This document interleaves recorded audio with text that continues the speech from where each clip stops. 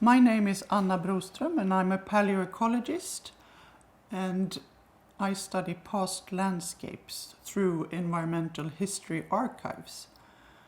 And there is one here in southern Skåne, in Lake Vombsjön, the red dot in the middle of the map. And I'm going to tell you more about what we know about the past landscapes. We can travel back in time with the help of historical maps and aerial photos that covers the time of 200 years. That's about 8 generations. So I was born in the 1970s, my mother in 1940s, and my grandmother in 1910. But 1810, I know very little about my relatives and what kind of landscape they lived in. So that's 8 generations. But in the landscape we study of thousands of years, there has been as much as 500 generations before us in the landscape.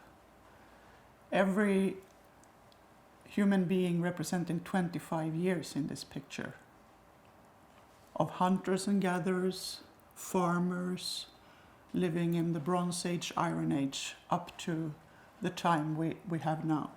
The principle of environmental history is that it's archived in bogs and lake sediments for thousands of years.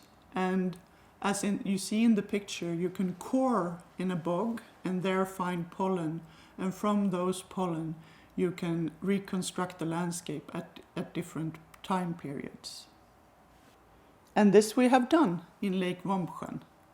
We have captured the history of the lake and surrounding landscape. And it was archived in 6 meters of clay and mud. So we can extract pollen grains of trees and herbs from the past landscape, captured in this sediment. And these pollen are from different species of trees and herbs. So we can get a very detailed picture of the landscape. Here is a very complicated picture. You see the 6 meter of sediment, and then a colorful scheme where we summarized the landscape change. We summarized the pollen data. In dark green, it's the coniferous forest. In lighter green, deciduous forest. Beech and hazel, wetland. Orange is grazed land, and the yellow is cultivated land. We have also summarized it in some chapters.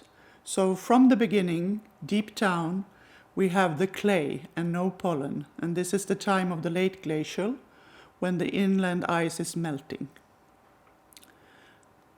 Further, next chapter is a pine and hazel park woodland. It's not the trees are very sparse. It's quite an open land. But then the climate getting warmer, in the next chapter, the tree migrates into the landscape more and more. And even in the next chapter, the woodland becomes dense, and it's a real forest as we know it. 6,000 years ago, the tree starts to fall, and it's farmers cutting down the trees to make room for grazing land and cultivation. And this migrates around the landscape, opening up, and then when there's no nutrition, it closes it again. From Stone Age, we move into Bronze Age, and more trees are cut, and the farmers are permanent on their site. They're not moving around. They're expanding the grazed and cultivated land.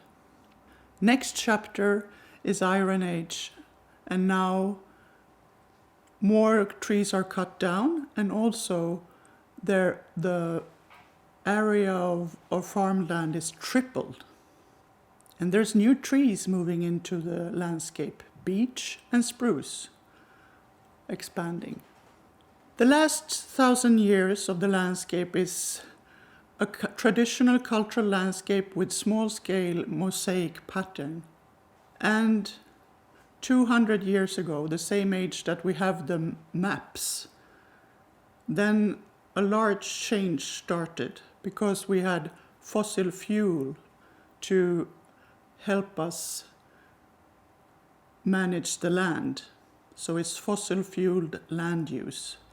And this is just 8 generations of farmers and urban habitants that has made this change. So what did these landscapes look like? Here are 2 examples from Stone Age and Iron Age. These are reconstruction based on archaeological and archaeobotanical data from Vombsjön area, showing daily work in the fields, making food, living quarters and burial sites. This gives us glimpses what the landscape must have looked like. Finding the music in this landscape. Is it possible? This is what Mats and I have tried to do for a while, and we found some links back in time. Mats' violin is 500 years old instrument, and this carries us back in the landscape 500 years into the traditional landscape. And the tunes he's playing is also tunes from this traditional landscape. So there's a link. And we know that this traditional landscape has been around for 1,000 years. We see that in the pollen record. But also that landscape images can be turned into music because we human beings communicate in images. Then, of course, nature, we can use nature as instrument.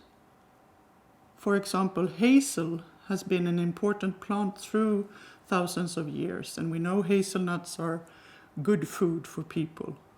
Maybe we can make music out of that.